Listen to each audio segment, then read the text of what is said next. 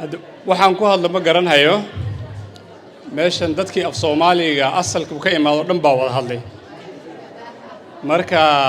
sidii hadda Cabdi Saciid waxaan u baahanahay Soomaali wax iga turjuma meeshan nataka mtu akuja hapa tafadhali alafu tukuja kuzungumza kwa Kiswahili kujani hapa mtu asimame alafu haiga turjuma meeshan ninkii garanayo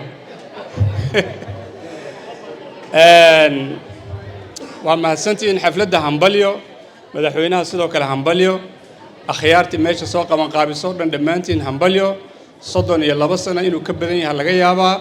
calanka waxa laga yaabaa qalbigu ku qornaa laakiin muuqaalkiisa 32 iyo asaaskeeda ahayd tartanna waa lagu jiraa ninkii ugu gaaban waxaan ilaahay asanteeni sana annaga markii aan nahay Gaarisa ama NFD markaan nahay waxaan la joogaa ilaa almost 400,000 qof aan soo marin meesha ma joogaan u malaynayaa